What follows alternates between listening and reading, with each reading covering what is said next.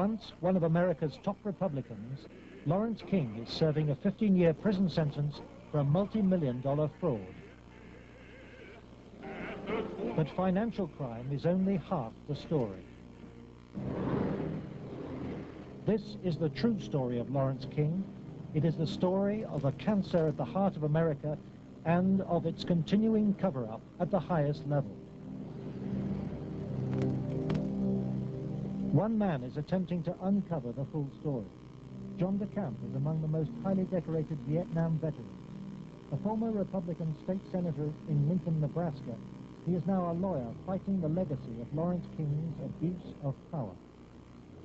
It's a web of intrigue that starts in our Holy of Holies, Boys Town, Nebraska, one of the most respected institutions in the United States, and spreads out like a spider web to Washington, D.C., right up to the steps of the nation's capital, the steps of the White House, involves some of the most respected and powerful and richest businessmen in this United States of America.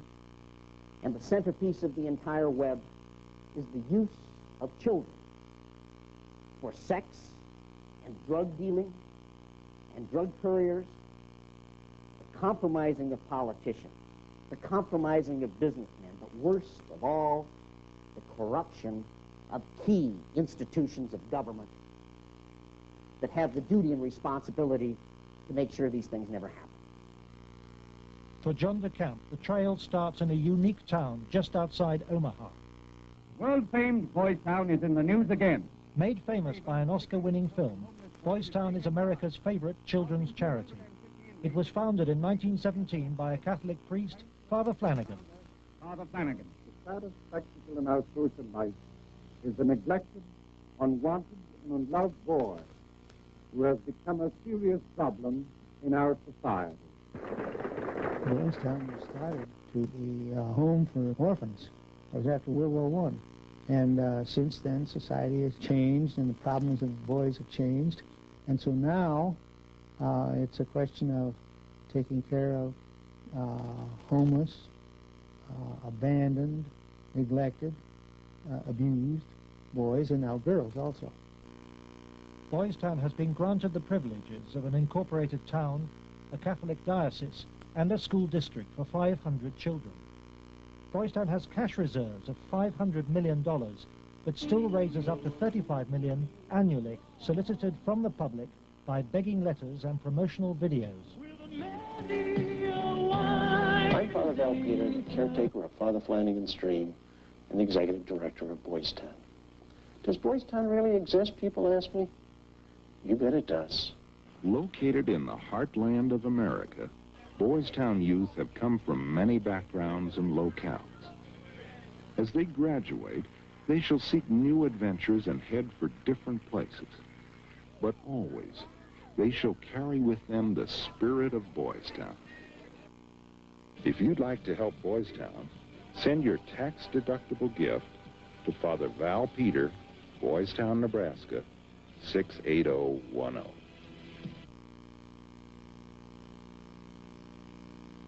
Boys Town, for me, was the first thing I ever heard of when you think of institutions that you respect. Believe it or not, I was there for a while when I was a young boy.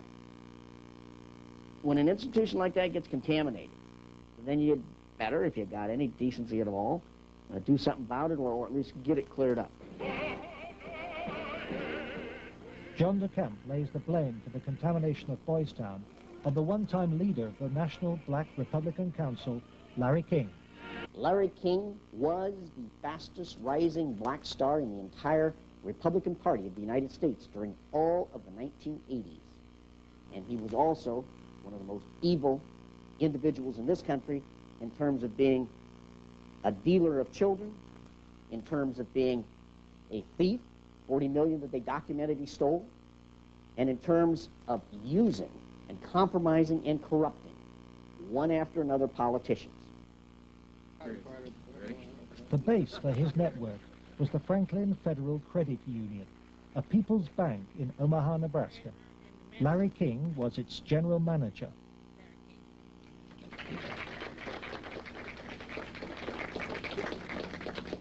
Thank you. This is especially an exciting day for me. Mr. King was a very charismatic person. When he came to the credit union, he was brought in because the credit union was actually failing. He did everything to build the credit union. King courted the leaders of Omaha's wealthy business district. Banks, industry, and charities placed millions of dollars in King's hands. From 1979, Larry King developed close commercial ties to Boys Town, and Boys Town youngsters were sent to work for his companies. Boys Town had quite a few accounts at Franklin Credit Union. Those were considered very valuable accounts. They were handled exclusively by the bookkeeping department. But on the average of once a month or once every 2 months, we always seemed to incorporate a person from Boys Town. But King used Boys Town not just as a source of young boys for his business. He prostituted them at sex and drug orgies. Paul Benassi was a victim of King's abuse. He was also sent by King to lure Boys Town youngsters off campus. We used to just drive around and go toward a home as we used to do some of the scavenger hunts with picking up some of the kids. You know, just kind of win their confidence, become friends with them for a while. Start inviting them to the parties. The kids were 10 years old or older. In 1986, King's plundering of Boys Town was reported by staff to its chief executive, Father Val Peter. Subsequent testimony proves that he carried out his own investigation, but that King's victims refused to talk to him. Monsignor Hupp now blames himself for Boys Town's association with Larry King. Well, in retrospect, I regret having any association with Larry King. Had I known it at the time, it would never have happened. Could you understand why a very detailed report from a social worker employed at Boys Town, identifying children and identifying their alleged abusers, never saw the light of day? Nothing happened with that. No, I can understand that, because had I known that, I wouldn't put up with that. But is that something like that happened? I don't know. Nebraska has a very clear statute that child abuse allegations should be reported to authorities. They shouldn't be reported to the principal of a school, director of a facility. They should be reported directly to either Child Protective Services or law enforcement. And so Larry King remained free to feed his pedophilic parties with child victims. But in 1988, a routine review brought King's involvement with Boys Town youth to the attention of Nebraska's State Foster Care Review Board. When the information presented to the Foster Care Review Board, either via the telephone reports, the personal reports, or the reports we reviewed, Larry King's name was consistently present as someone that the youth were making allegations against. I would say we handed over at least a foot-high amount of material to authorities, and nothing happened. Omaha police now accept that Larry King may have been abusing children. Good morning, Roberta. But its most senior officer claims the evidence was not conclusive. It is certainly possible that Mr. King was involved in illegal acts with children. If there was sufficient evidence of those types of allegations, he would have been prosecuted by the county attorney's office. For me, it was very clear that the case was not investigated and not pursued because of the alleged perpetrators. Those perpetrators, named by the children, were some of the richest and most influential citizens in positions of power in the state. Men prominent in industry, politics, the media, even the police. We can only name the ringleaders. Besides Larry King, they were department store millionaire Alan Baer and the celebrity columnist of Omaha's only newspaper, the World Herald, Peter Citron. With the judicial system apparently paralyzed, Larry King spent Franklin's money on courting political influence. $10 million went on jewelry, flowers, and private planes. He cultivated contacts in the inner circles of Ronald Reagan's White House. At his palatial homes, 3 in Omaha and 1 in Washington, D.C., he held extravagant parties for the influential and powerful. His lavish spending bought him a protected life. Larry King was constantly heralded, cheered, applauded in the news media as the great businessman that's helping the poor people, the black community of Omaha. But King's extravagance attracted the attention of the Internal Revenue Service. As a result, on April the 11th, 1988, the Franklin Credit Union was raided and closed by the FBI.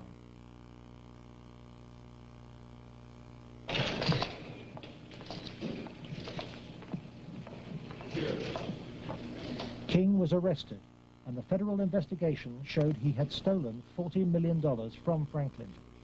Documents we possess reveal the FBI interviewed many of the victims of Larry King's sex ring, but no action was taken. In November 1988, Nebraska's state government set up a parallel investigation into Larry King. A legislative committee was formed. Its chairman was the Republican head of Nebraska's Banking Committee, corn farmer and state senator Loren Schmidt. Immediately, anonymous threats began. I received a phone call on the floor of the legislature. The caller did not identify himself, but he said, "Loren, you do not want to have an investigation of the Franklin Federal Credit Union." And I asked who I was speaking to. They said, "That doesn't matter, but you shouldn't have that investigation." And I said, "Well, why not?" He said, "It will reach to the highest levels of the Republican Party, and we're both good Republicans." Undeterred, the committee began their investigations, and the money trail led quickly to the original allegations of child abuse. Carolyn Stitt was one of the first to testify. The night before we testified before the legislative committee, I did receive a phone call at home that said, "If you speak, you won't live to regret it." To protect the inquiry, Schmidt's committee hired special legal counsel and full-time professional investigators Gary Caradori and Karen Ormiston. I said, "We do not want you to bring to the committee rumors, innuendos, nothing that cannot be backed up with facts." I said, "Bring to the committee that which we can take to a prosecutor." The investigators found new victims of King's pedophile network, many on the streets of Omaha. The picture they built up was of a large ring of rich and powerful pedophiles, many named the same men as those involved with the Boys Town cases 3 years earlier. They were telling us about prominent people in Omaha and elsewhere that were abusing children at parties. The prominent citizens' names that originally came up were of concern to me because I knew many of those individuals, and I, very frankly, was shocked to have those names show up on the list. To provide the committee with hard evidence, the investigators recorded their new witnesses on videotape.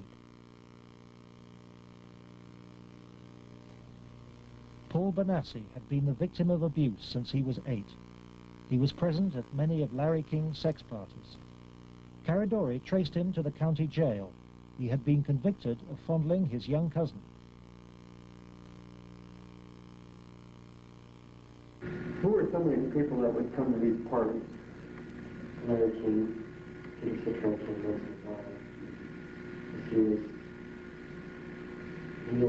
he was like those people. Media personality Peter Citron procured some of his victims from Boys Town. The kids he liked were mainly around the age of probably about 8 and 13. It was mainly fondling and oral sex with them. He did have some anal sex, but he usually did that with the older kids. The parties involved ever more sadistic abuse. Whenever you were tied up, was there anybody else present other than you, Peter Citron? Yes. Who was that? It was Alan Bear sometimes. Millionaire Alan Bear hosted parties for a large number of sadistic pedophiles. Paul Benassi suffered at their hands. You okay? They tied me up and had some other kids perform sex on me, and they came me and they burned me some cigarettes. Okay. Just take a deep breath now.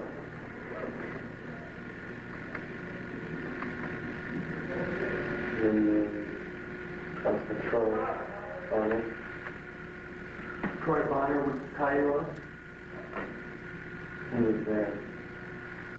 Troy Bonner was found by the investigators and his videotaped testimony taken under oath. I was shocked when I walked in. There was a kid, I would say about 15 years old, out in the middle of the room. One guy was standing in front of him. He was bent over, and the other guy was like reaching under him, playing with his nipples, while a guy whom Jeff told me was a police officer shoving beads up his rectum. The police officer was shoving beads up his rectum? Yes. Bonner named Alan Bear as the man who introduced him to the sex parties. Alan Bear was a sick fuck. Didn't care, you know, wanted sex, nasty, you know, I don't even know if you can call it sex. Everything, I mean, from just, you know, touching to fruit, squash, you know, huge squash, you know, that big around, you know, stuck into you, into your ass, you know. Heat things, hot things, you know, poked at you and stuck in you. But the center of the child sex ring was Larry King. Larry King was the same kind of sick fuck Alan Bear was, except Larry King was more violent, more sure of himself, you know.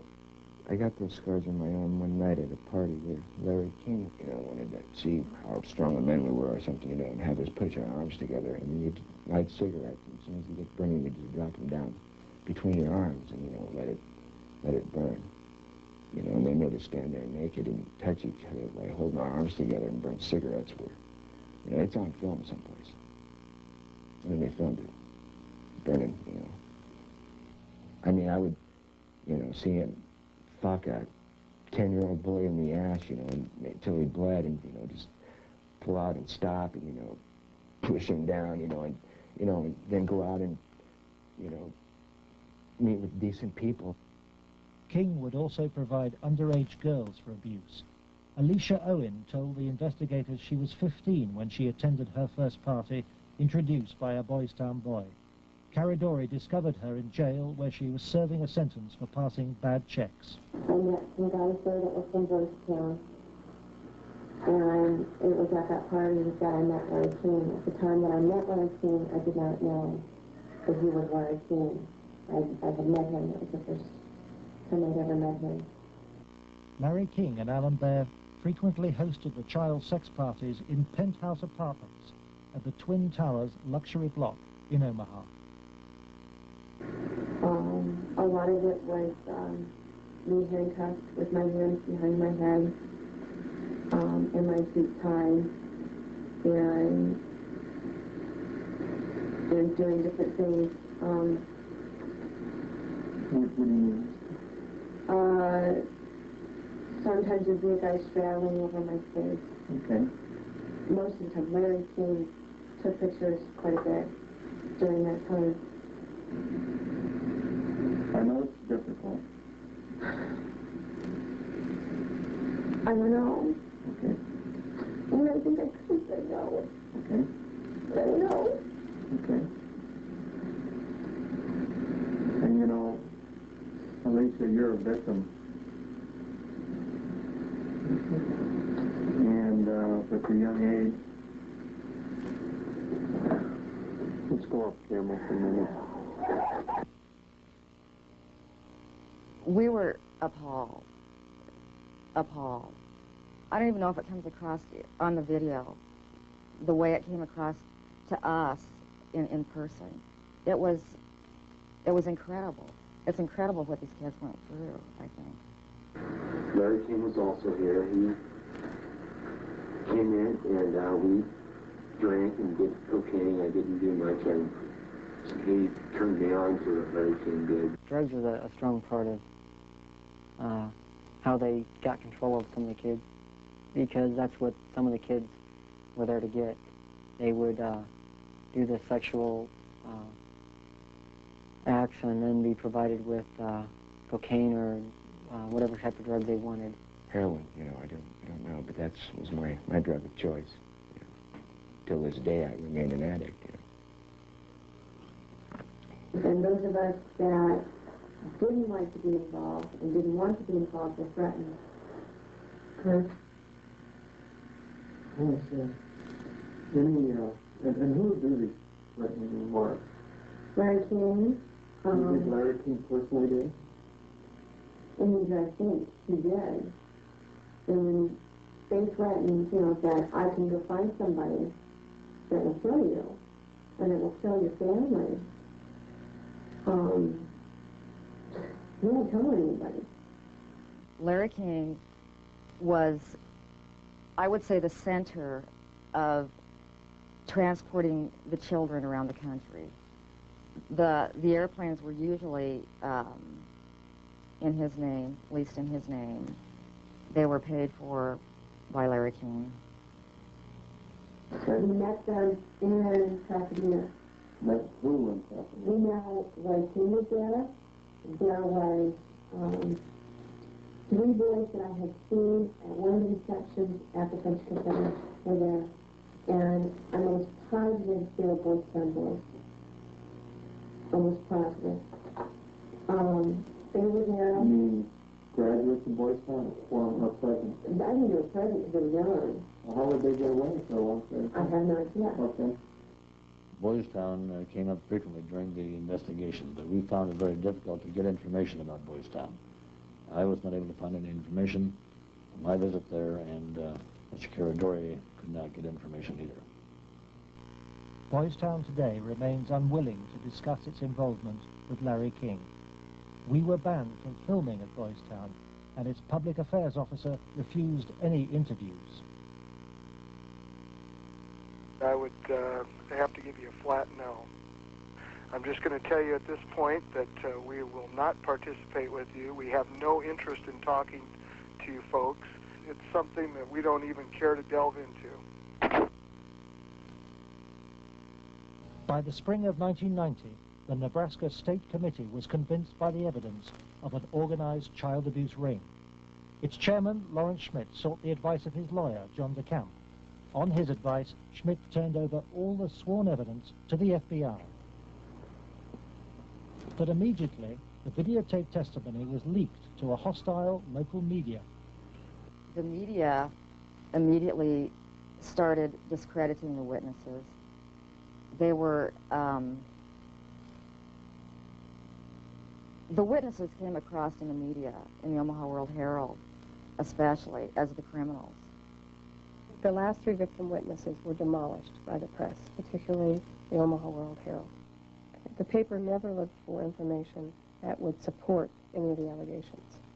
The whole purpose of the stories was to destroy any credibility that these youth may have.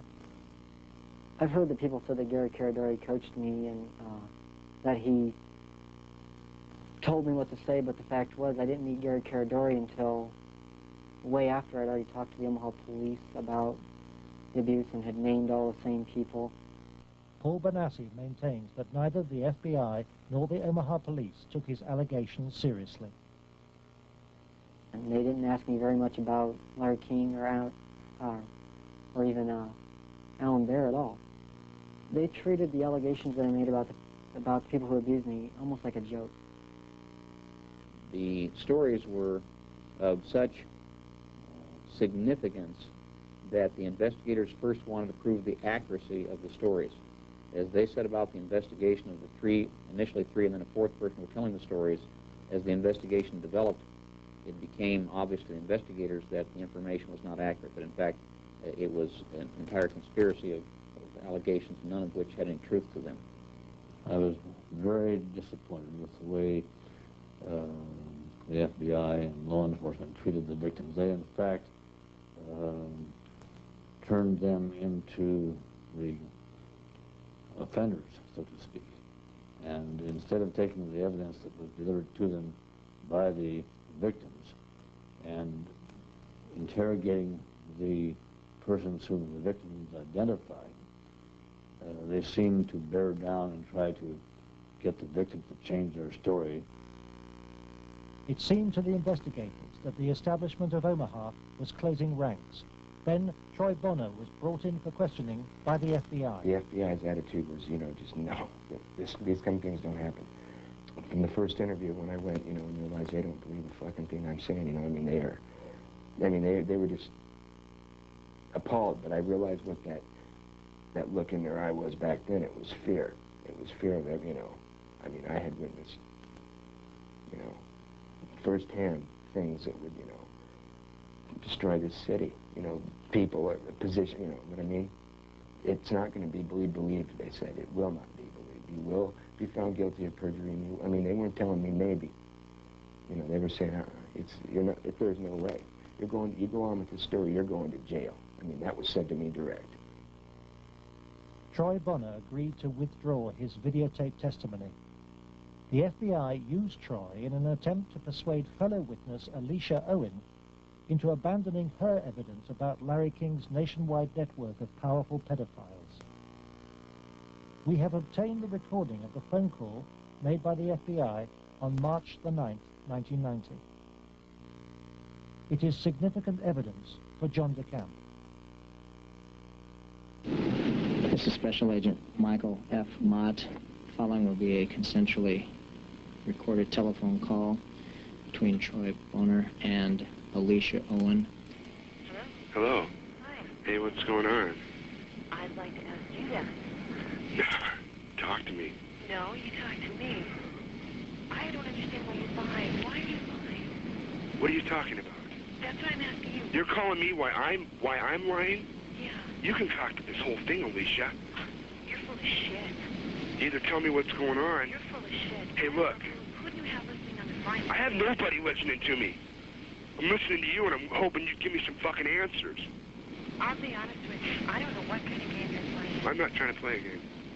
I'm not going to go to jail for you. And that's what's going to happen. Why would you go to jail? Jail for telling the truth? No, jail for lying. What have you lied about? I haven't lied. Okay, but why are... Listen, shut up. Listen to me. You're not out here being talked to them every day. The pressure's kind of hard. You literally have to have bricks for brains to take on the FBI in this country. And that's exactly what you'd have to do this properly. They now, in my opinion, in my investigation, are the architects of the cover-up. We asked the FBI in Omaha for an interview about its investigation of the Franklin scandal. Larry Holmquist for the FBI here. We feel it would be inappropriate for us to comment. We work this with the Omaha Police Department. We just don't feel it would be appropriate for us to make comments.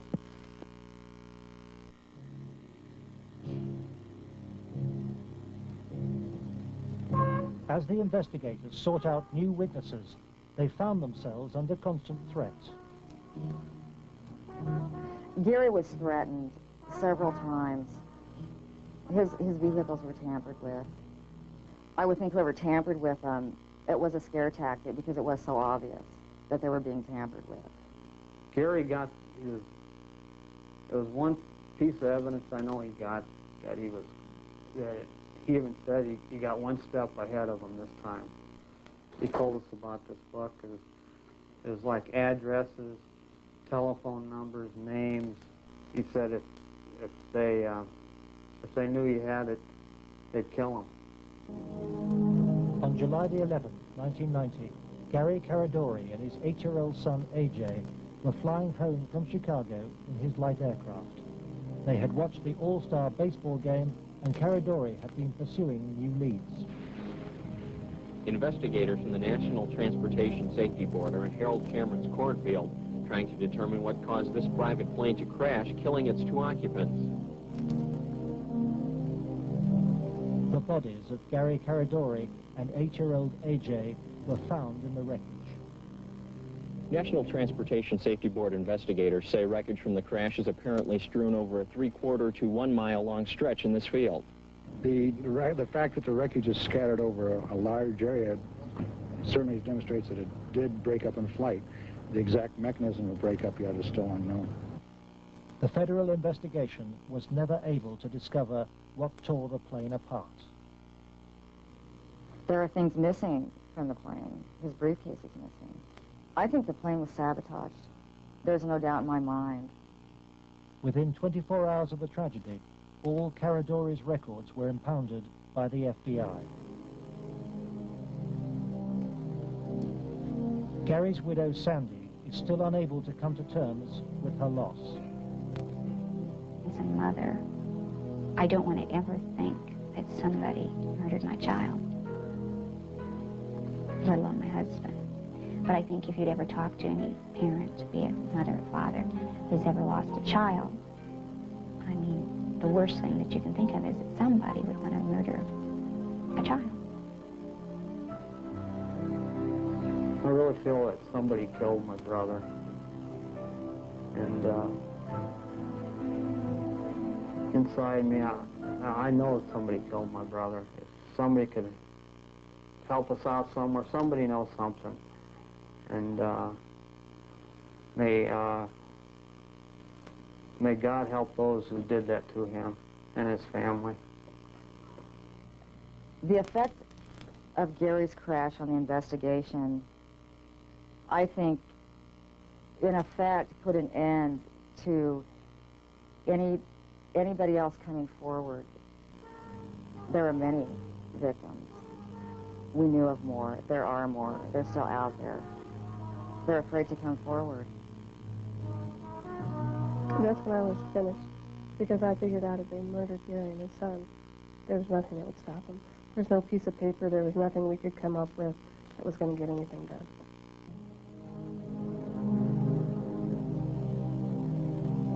But Gary Caradori's death pricked Troy Bonner's conscience. He promised Sandy that he would tell Senator Schmidt's committee about the FBI's pressure which led him to lie. I set the record straight. I was, going to do it. And would, the truth would come out, and somebody would be held accountable for his death. And then at the funeral, I had seen, FBI guys, and they looked at me. I was supposed to meet Senator Obed and Schmidt for lunch after the funeral. And, that's when I decided, I told my mom, we're not going to do the lunch. We're going to hightail it out of Lincoln now. Troy Bonner claims that pressure from the FBI and with the assistance of the county attorney's office in Omaha led him to swear a new statement claiming that he and Alicia Owen had concocted the entire child abuse story. He told this story to a grand jury formed to bring any charges. On July the 23rd, 1990, the grand jury issued a bizarre and contradictory report. It indicted Larry King for fraud and embezzlement and ruled that he had paid young men for sex, but dismissed allegations about his sex ring. It indicted Alan Baer for the serious offense of pandering for sex, but rejected evidence linking him to King or to Citron, whom it noted had been convicted of separate child molestation charges. It accepted that Troy, Alicia, and Paul Bonacci had been abused, but not by the people they identified. And for refusing to withdraw her evidence, it charged Alicia Owen with perjury.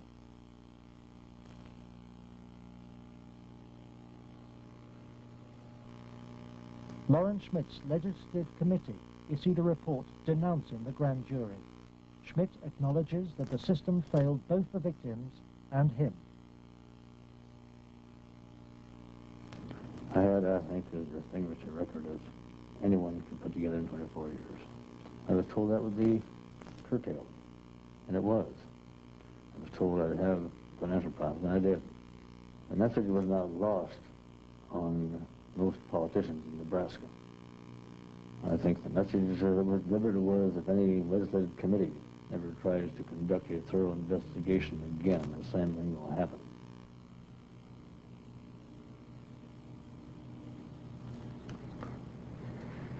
It has shaken my faith in the institutions of government.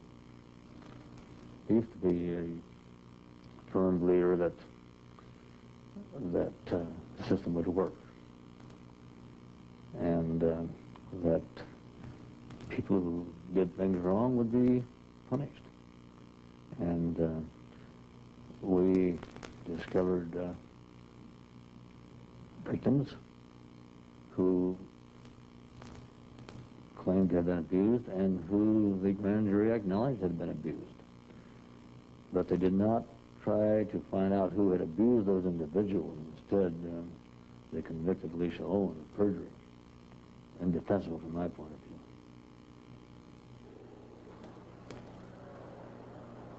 The trial took place in July 1991. Troy Bonner testified that the child abuse story had been an invention. As a result, Alicia Owen was sentenced to between 9 and 25 years in prison.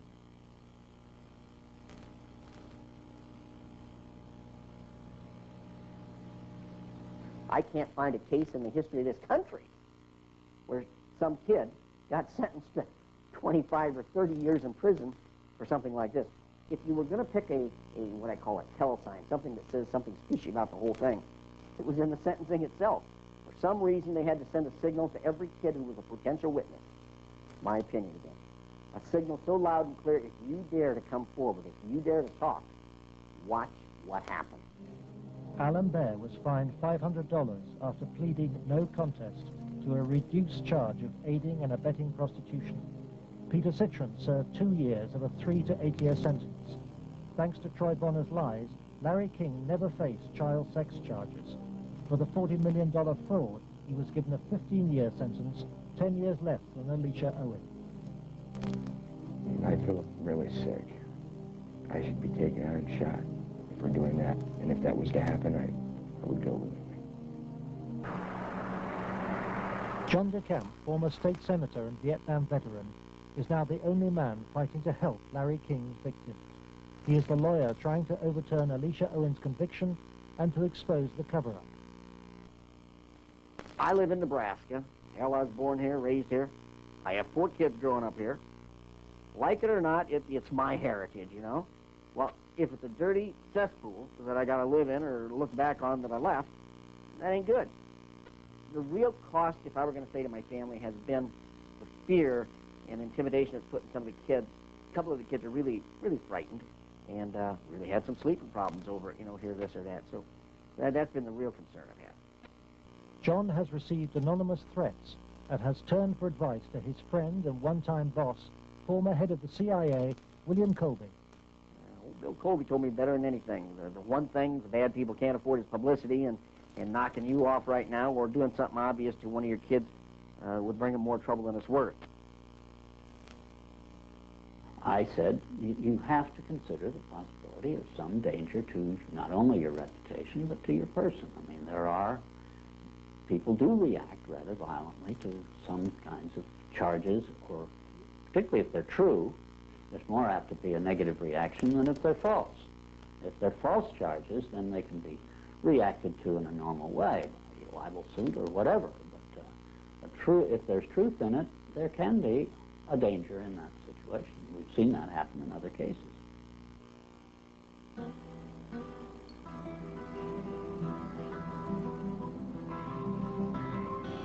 John arranges to meet Troy Bonner, the young man he sees as the key to the cover-up.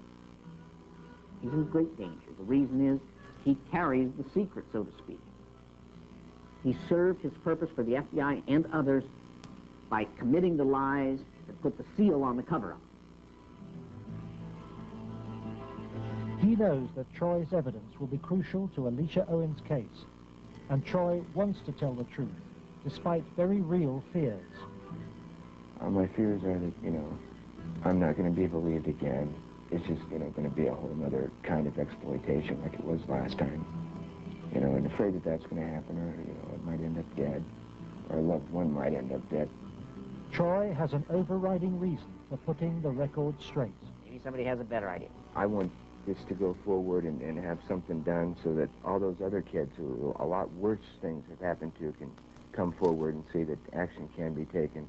You have to, if you want to protect yourself and your life and your family's life, both now and particularly in the future.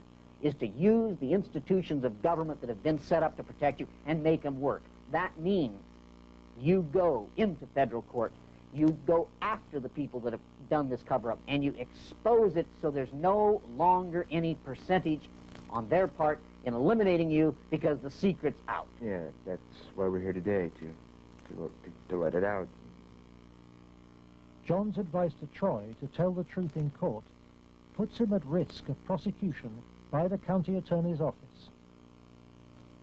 Potentially, they could decide to charge him with perjury, because now he is telling that they forced me to lie. I did lie at Alicia's trial. I did lie before the grand jury. I did it because the authorities were forcing me to do it, and I was scared for my family. Potentially, they could charge him with perjury this time. Troy's appearance in court will keep Alicia Owen out of prison. She's on bail while DeCamp appeals against her perjury conviction. As her hearing approaches, vital new evidence emerges. Alicia claims that some of Troy's videotaped testimony was withheld from the grand jury which indicted her. The tapes that were shown to the grand jury had been edited. Everything that matched Troy's statement Shown. that matched mine Because I know it's was raised. edited out. And I think maybe one of the things we want to do is show the judge specifically how, where these, little 5-minute segments of, look, this tape says this, and then show him it isn't in this tape, and this is the tape the grand jury saw. I'm going to attempt to get these tapes, and we'll see what happens next. But to obtain the tapes, DeCamp must approach some of the very officials he has accused in court of being involved in the cover-up, the county attorney's office which ran the grand jury. In the good old Alicia Owen case, 127-194, I'm trying to get the evidence, the tapes and the transcripts of Troy and Danny. Troy Boner. Get that up there, Lewis. Yeah. Look at the county attorneys. They have all the bills up there. Oh. Robert, let me guess, Robert Siegler has them. Robert Siegler is the prosecuting attorney trying to send Alicia Owen back to prison. After lengthy negotiations, DeCamp emerges with the tapes the grand jury never saw. And it was like $4,000, about $4,000 cocaine. Okay, in what airline? In more than 2 hours of taped testimony, Troy details trips across America on behalf of Larry King and Alan Baer, trips for drug deals and sex. It corroborates Alicia's evidence. Fort Worth, like an hour, and then a big plane from Dallas to Los Angeles. Did anybody go with you? Alicia Owen. For John DeCamp, this is the proof of the King sex ring for which he has been waiting. Here it is. So to speak, the smoking gun that they could go out and verify, the corroboration. In other words, the linkage to King that was denied. Cover-up. Organized, planned, deliberate cover-up. The courthouse, Wahoo, Nebraska. The hearing begins.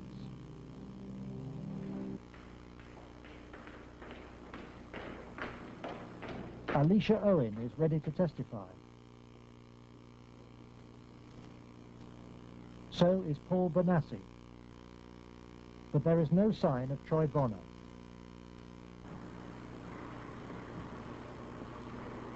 DeCamp discovers that Robert Siegler has sent the young man a subpoena. Fearing arrest for perjury, Troy has gone into hiding. DeCamp is without his most vital witness. Trying to subpoena him for these guys. Is Troy okay? In court, Alicia's case is adjourned. The county attorney's office begins to search for Troy Bonner, but County Attorney Siegler won't say why. You're about to charge Troy Bonner with perjury? Oh, no, every victim witness who stepped forward in any way, or even was a potential witness that somebody heard about, has either been killed, put in jail under some theory or other, terrified or run out of the state, discredited. Every perpetrator, even the convicted ones, have been treated as conquering heroes. Peter Citron lives in the same house where he abused many of his young victims.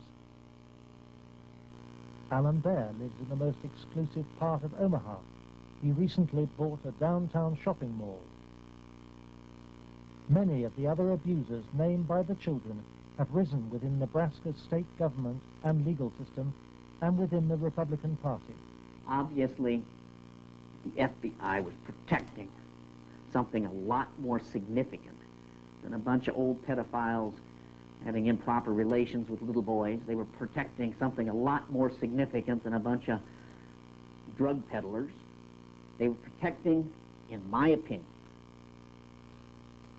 they were protecting some very prominent politicians, some very powerful and wealthy individuals associated with those politicians and the political system, up to and including the highest political people in this entire country.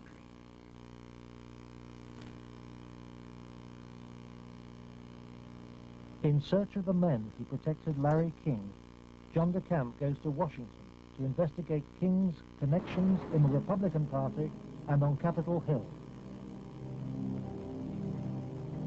Paul Bonassi provides him with the evidence that Larry King threw child sex parties here at his rented $5,000 a month Washington house. I was about 14, about 1981.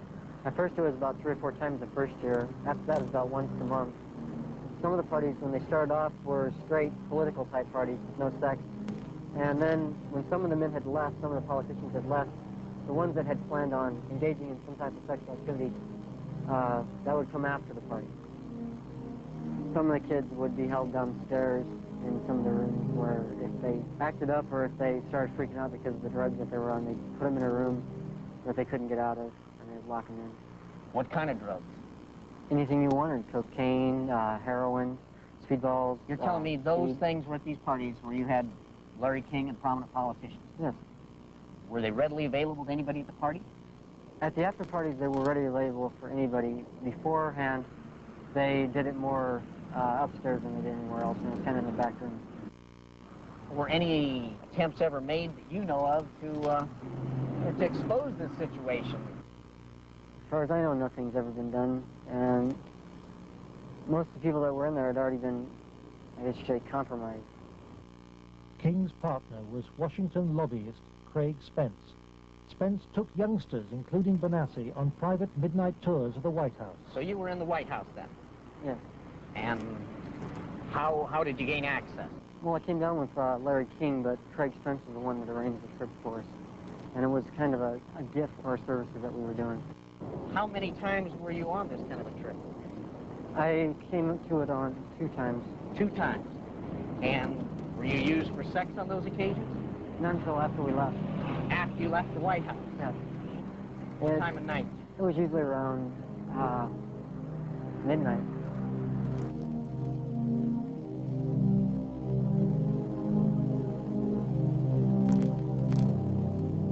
To me, it was just kind of weird being in the White House at that time of the night, getting to go into places that the guy was telling us that nobody gets to go to.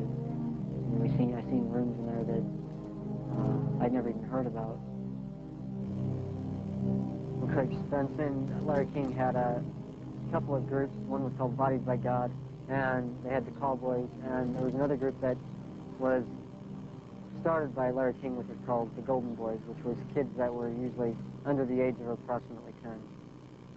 Spence's Cowboy Network was investigated in 1989 by reporter Paul Rodriguez of the Washington Times. We had uncovered a series of allegations from some minors, and it led me to a cowboy operation. It sure fits with, this boy Paul Bonassi. And he tells the tale of being brought to the White House on occasion, kind of as a reward for the kids. Craig Spence's dad committed suicide. He had advanced stages of AIDS. He was an AIDS carrier, and he killed himself. This was the thing that always bothered me. They claimed it was the largest male prostitution ring in the city that they've ever had uncovered. It was $1 million a year minimum. Yeah. And yet they only prosecuted the operator, Henry Vinson, and 3 of his lieutenants, as it were. They never went after any of the Johns or the clients.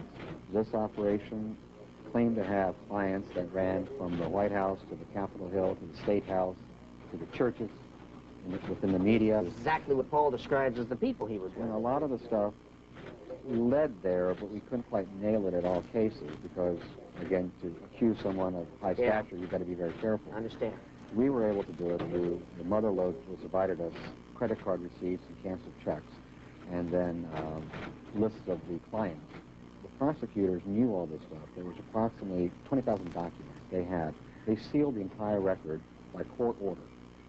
And we have we've attempted on several occasions to unseal that, and we've been told it will be a cold day in hell before those records ever get unsealed. And it makes me wonder what's in those records. Yeah.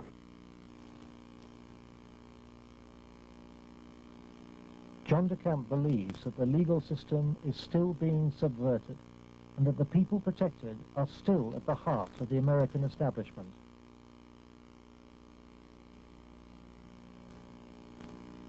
He hopes that this program will expose a serious miscarriage of justice, but the opposition is formidable. It's beyond belief that arguably the most powerful person in the world, the President of the United States, in the form of Richard Nixon, could not prevent the investigation of Watergate, or that President Reagan could not prevent the investigation of Iran-Contra, and yet somehow this group of unnamed, unknown, anonymous individuals in Omaha, Nebraska have such power they can control and protect all of these people from being investigated. Those allegations are ridiculous. Well, first of all, Nixon did cover up Watergate, number one. Bush did cover up Iran-Contra, at least officially. And Omaha has successfully covered up this situation. In each case, it was the press that exposed the problem. It wasn't institutions of government. They had been corrupted. They had been compromised. They were the ones doing the cover-up. The Attorney General is now involved. DeCamp's evidence has been passed by William Colby to a senior lawyer in the Justice Department. He did say that the Attorney General's office would be very sensitive to any charges of abuse of children. That this was a matter of considerable priority to the department, that this sort of thing not take place, and that they would assign an officer to look into the case. For John DeCamp, the story of Larry King's corrupt empire holds a dire warning for all America. If you can control about 3 or 4 key elements, you can totally own a state. You can make right wrong. You can make truth falsehood, falsehood truth. If you control the media, if you control the Justice Department, if you control the police, you own the system.